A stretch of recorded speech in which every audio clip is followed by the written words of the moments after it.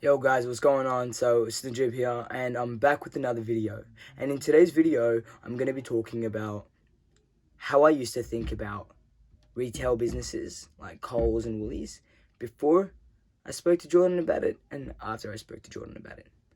So before I spoke to Jordan about retail businesses, I used to think if I get a product in Coles or Woolies or Big W or Kmart, I'm going to be rich straight away. That's going to be it. I made it. I'm out of the hood. That's so called the hood. I'm out of this life. I'm going to be rich. I'm going to be famous. I'm going to be flying private jets, right? That's the way I used to think about it, in a very naive and childish way, to be honest, right? And Jordan explained to me that it is not that easy. It's not as simple as creating a product and putting it out there and basically getting it in every single Coles store and winning, all right? It's not that basic. And he explained it to me in more detail. So I'll go into what he taught me. So Jordan told me, right, Najib, the way Coles works fundamentally, their business model, is that they use small businesses to test the market. So if you have a product and you come to them, right, let's say you have a biscuit brand, right, and you bring your biscuits to Coles, and they go, all right, we'll test it out. They put it on the shelf, and it sells really, really fast. They go, wow, those biscuit sales are going crazy. What the hell's in these biscuits? Number one, they find out your biscuits ingredients by re-engineering it and getting your product and trying to recreate it through their factories, baking places, or however they do it, right? They recreate your product, okay? And once they've recreated your product, they create a Coles home brand version of your product. And if you're somebody that doesn't have a lot of money, what they will do is they will do a big order. Look, they'll get $100,000 or $200,000 worth of product off you. You won't have the money to do it.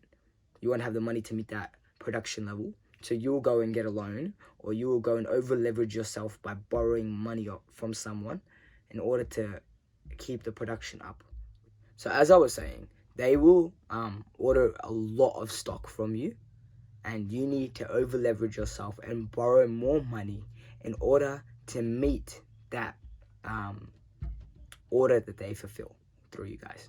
Okay, now you've been over leveraged and they've got a huge order from you for about a couple $100,000, and then last minute they will say, oh, sorry, we don't want that order. After you have all the stock in your factory or wherever you keep it, after you've literally bought everything and you're about to make the sale, they will pull out.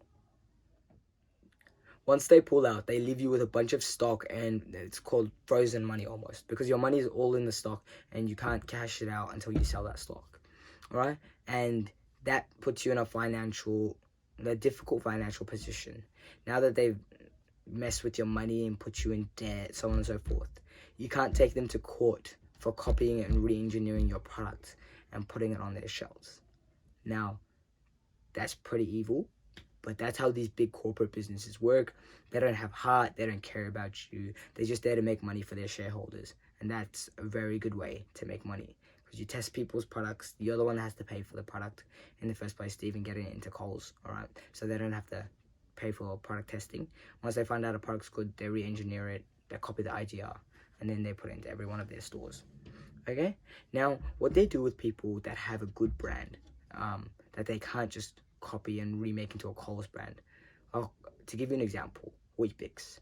Coles can put Weet-Bix into a Coles brand of Weet-Bix, but people will still buy the Sanitarium brand of Weet-Bix because they're more used to it, they like it tastes better, whatever, for whatever reasons, because of the branding of Weet-Bix.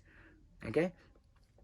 Now, what Coles does in that situation, because they can't cut off Weet-Bix because it's so strong and there's a lot of customer affinity, which customer affinity means like a love and attachment, a bond between the customers and that product. A lot of people love it. I love Weet-Bix, right?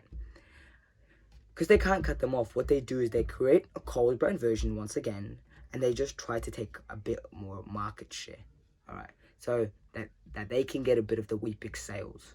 If they didn't put Coles brand Weet-Bix on the shelf, Weet-Bix Sanitarium brand Weet-Bix would be the only Weet-Bix that was selling, and they would make majority of the money. And even though Coles makes a percentage, whatever it be, like $1, $2 per box they sell, if they have their own boxes where they're making 100% of the profit, and they have the Sanitarium brand Weet-Bix where they're making about 20 to 40%, they're making 140% in a combination of the two, which is way better for them. That's how they deal with businesses that have a brand behind them. Okay. Now, with the understanding of all of this, I am very hesitant to go to Coles with a product, because without the right backing of money, they'll just copy me, copy me, steal my idea, re-engineer my product, and get rid of me, right? And use me pretty much. So be careful, guys. Don't be young. Don't be young. I'm silly. Don't be gullible. All right. Don't be gullible. I feel like myself and other young people, when we get into business, because of a lack of understanding, we get very, very eager, and we're very, very gullible. Right? People will take advantage of these things. So try and stay your toes at all times and think smart. Thank you for watching, guys, and until next time. See ya.